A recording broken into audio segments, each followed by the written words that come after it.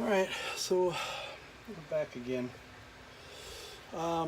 Unfortunately for me, during the polishing process, taking out some of the scratches, the finished scratches, I was getting a pretty good polishing, but what's going on now is I'm starting to develop some what they call ghosting.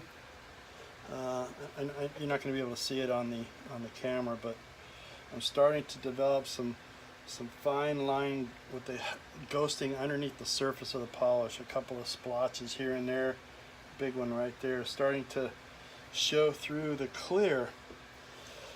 I don't know exactly what causes this,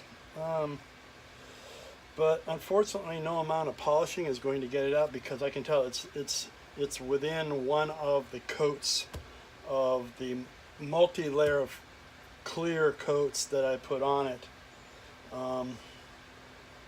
and no amount of polishing is going to get that out. So unfortunately for me, I'm going to have to sand it all back down. I'm going to sand it all the front and back.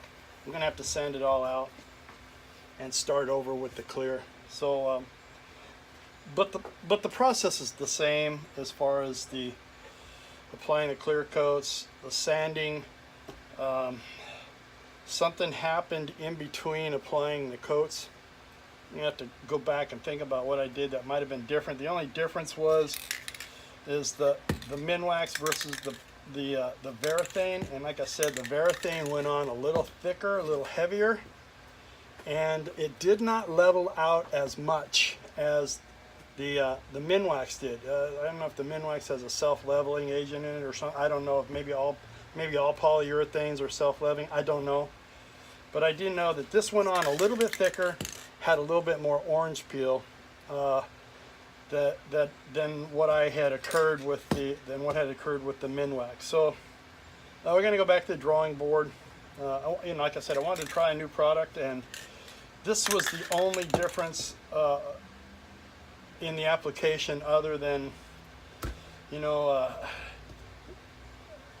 trying the new polish. But this has nothing to do with what's in the clear coat. I can clearly see some ghosting, like it's like a little fog underneath the finish. As the scratches came out, they seemed to be more prevalent. They started to appear much more predominantly after the finish was polishing out and becoming more clear. So I don't know. We'll go back, we'll sand it all out again.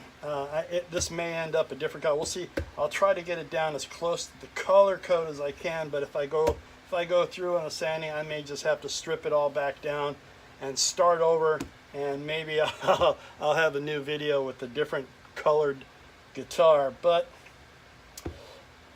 c'est la vie, trial and error. And fortunately for me, this was a project it was just a test guitar. It was not for someone else, so it allows me to experiment a little bit.